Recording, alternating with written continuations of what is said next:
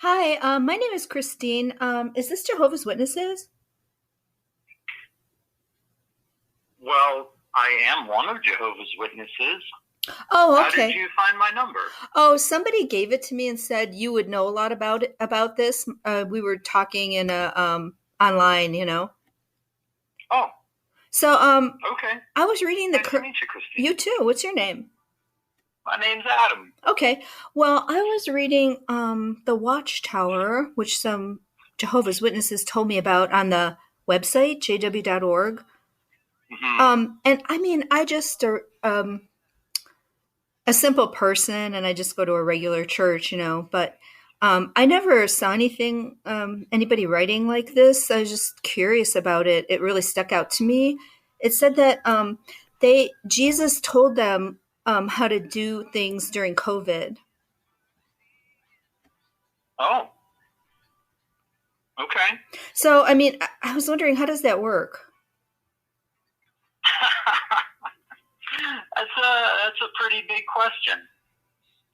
Um, well, let me ask you this: Are you now? I live in the Hazel Park, New York area. Is that where you live, or where are Oh, you no, from? no. I just wanted to ask a Jehovah's Witness about this. So I just, they gave me your number. So, yeah. So, do you have any thought on Oh, that? I mean, how does that work? What is it, like a vision, or I mean, to hear a voice, or how does that work? no, nothing quite like that. Oh, okay. But it's more based on principles that are found in the Bible.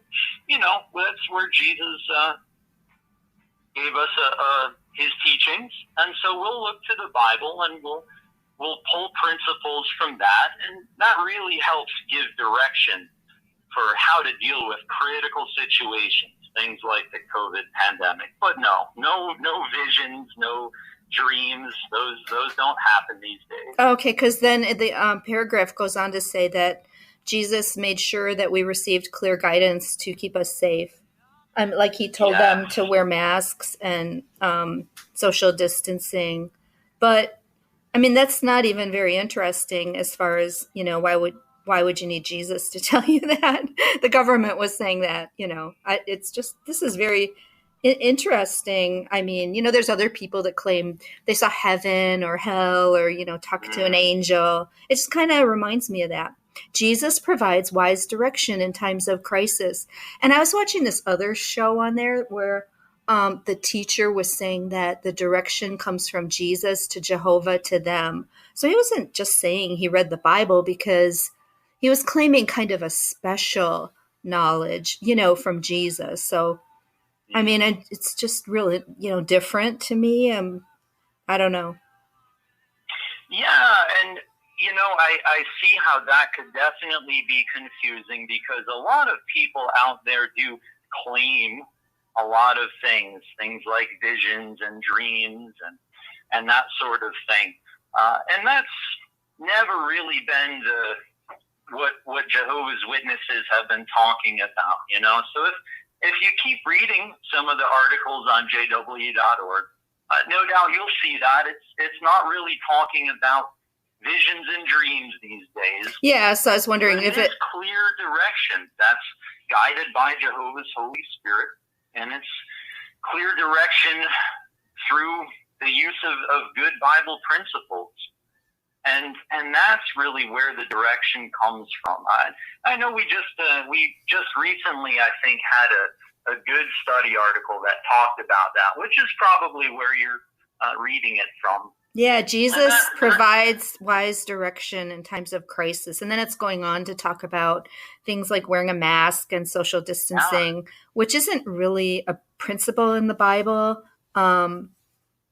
Yeah, so I just don't get it. I mean, in this, I know I was reading about this one book where one of the men who used to be on the governing body, he just said he was very surprised that their meetings were conducted like business meetings, and they really just voted on doctrines and rules and things like that. They just voted on mm, the latest doctrine or changes or whatever. That's what he said, how it was run. So I was just curious, where did they get the Jesus memo?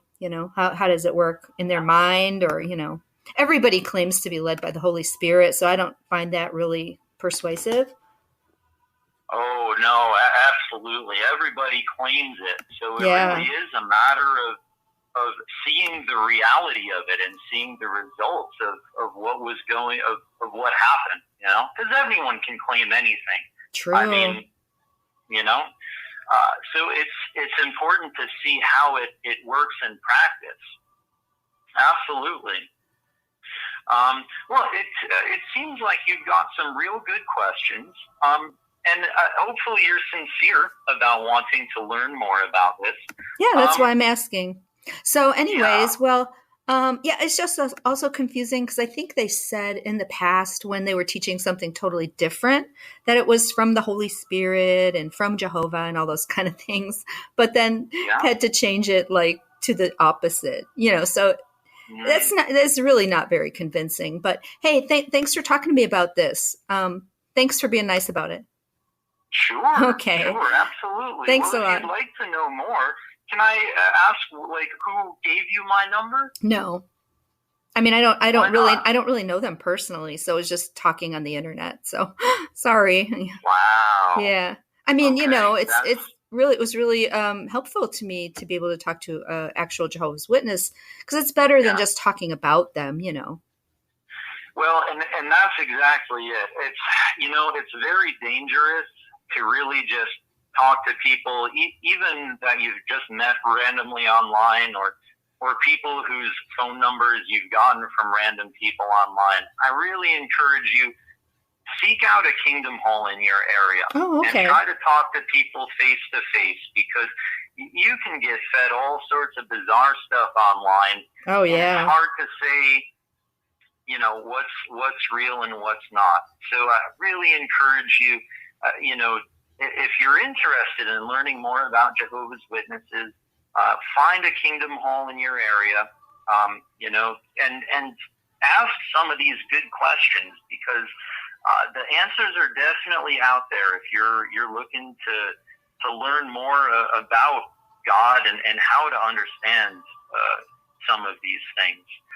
So, please, Christina, I encourage you to do that. Be careful of who you come across online. There's some wild stuff. Yeah, like, Jesus gave warnings like about false prophets. Absolutely. Yeah. People who gave dates and said they were from Jehovah and things like that, So I like your idea about being cautious and really doing your research into the origins of things. Okay. Well, hey, thanks for talking to me. Hope you have a great day. God bless. You too. Take care. Bye. I was wondering if someone could help me with. Okay. Do you have a minute? Just a moment. Okay. Well, I was just reading some stuff on the website, jw.org, that some witnesses mentioned to me. I was so surprised by one thing I saw in there. I was wondering what you thought about it. It says, it is vital that we appreciate this fact and respond to the directions of the slave as we would to the voice of God. Who's the slave? Matthew 24:45. Jesus mentions a faithful and discreet slave. You're saying that's a prophecy about the watchtower? No. Oh. No. Jesus said when he left, he would appoint his apostles would be appointed to take care of the congregation. And today, there are a group of men who are appointed that takes care of the congregation. What? Like, did they have a vision of Jesus or something like Joseph Smith? No. Oh, how did they decide that they were appointed? No. Nothing like that at all. Oh. Jesus is the way, the truth, and the light. No man comes to God except through him. Yeah, I mean, how did Jesus communicate that to them, that they were chosen? It's kind of amazing. They must have some explanation of that, right? Well, what we can do is we can refer you to our headquarters, and they will be glad. Are you saying you don't know? You believe you accept them like appointed by Jesus, but you don't know how they know that? Yeah, I know how they know. How?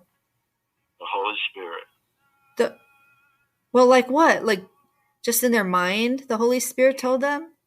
No, not at all. What? In the Bible. Well, who are they? I mean, are they like the president of the Watchtower? Who are they? Who is the slave? No, not at all. So, do you know their names? Could I research like who they are? What's their name? Well, you can call the headquarters and get all of your answers, and that's what we would encourage you to do. Are you saying you don't even know their name? But you can call the headquarters. You'd respond to their direction as the voice of God, and you don't even know their name? What's their name so I could like look it up? Well, we prefer that you call them directly rather than look anything up. You mean they're going to answer from them? Well, no, I mean you won't say. I mean, I'll tell you who my pastor is. I know his name. I mean, what's their name? Can I write it down real? Jesus is our leader. Jesus is our leader. But this says you should respond to the directions of the slave as you would to the voice of God. Now, most people read that and feel nervous about somebody claiming that kind of control and authority over people. Did you know they said another quote? Like it says, all of us must be ready to obey any instructions we may receive, whether these appear sound from a strategic or human standpoint or not. I mean, people that read these things would be afraid for you guys that there could be some kind of Jonestown type event. No, not at all. We've existed for hundreds of years and nothing of the sort, because Jesus is our leader.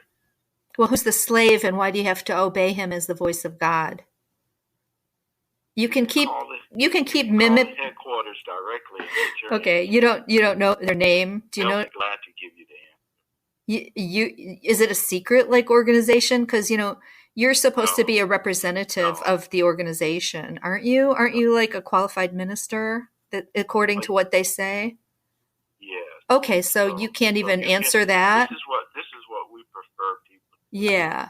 Well, I might complain to the IRS because you're supposed to be a 501c3 nonprofit organization and not secretive. Could help me with? Oh, okay.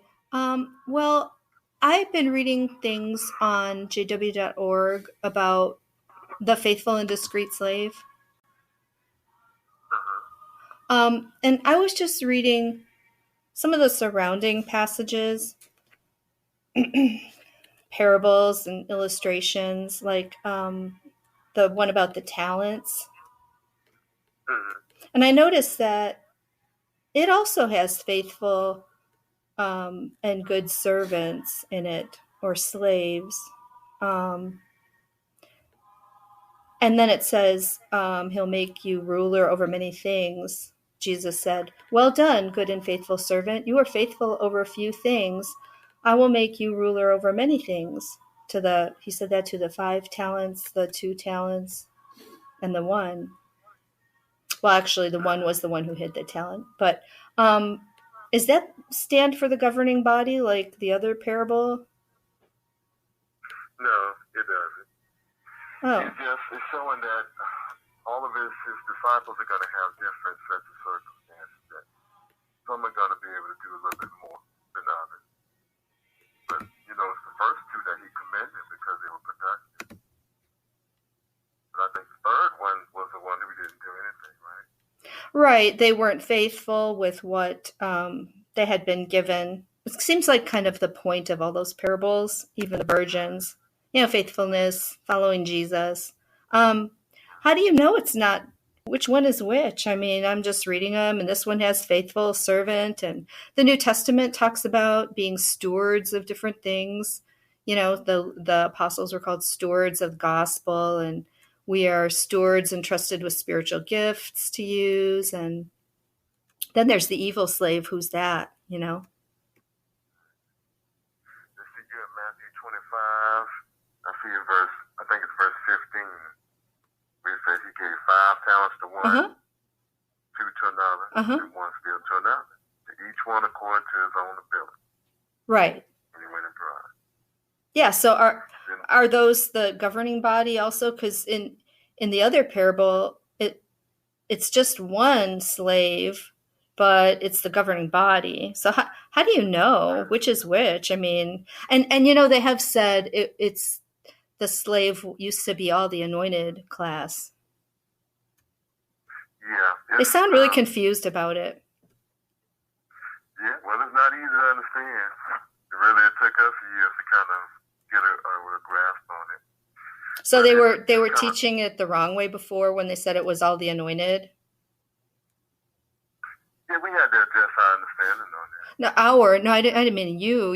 You're saying our. You were part of that. I just meant like the leaders, whoever was coming out with that. I don't know why you're saying our understanding. I mean, they published it as Jehovah's Witnesses.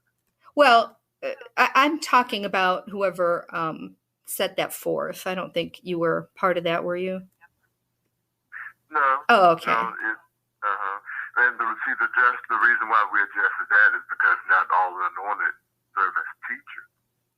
Yeah, but that was really quite a long time that they taught that. They weren't all teachers at that time either. So it doesn't, I don't get it, you know. You see, like the teaching, the spiritual food mainly comes from the brothers who serve on the governing body. And that's where the focus is on. They're the ones dispensing. Yeah. So they dispensed the spiritual food that said, now the slave is just us, 8 people, instead of the rest, right? Mm-hmm. And they dispensed the spiritual food that you must obey the slave to have Jehovah's approval. So that it's kind of like, think about it. I mean, it's kind of like saying you must obey us to have Jehovah's approval, right? No, they don't say obey. We follow their direction. We obey Jehovah. Oh, you don't know about where they said that? You must obey them to have Jehovah's approval? Yeah, where does it They say that a lot. Oh, could I find it for you? It might take a second. I've never heard them use the word obey. Oh, okay. Hold on a second. Obey. We respect and we follow their direction. Oh, we know that comes from Jesus. Listen, obey, and be blessed. They use the word obey many times. Maybe you just don't know it. Oh, no. That's one of the songs. Yeah. Obey and be blessed. Jehovah. Let's we obey see. Jehovah. It might take me a minute to find that one, but it was in the simplified edition. It said, we must obey the slave to have Jehovah's approval. It might have even said governing body, but do you have a number I could just text it to you? Sure.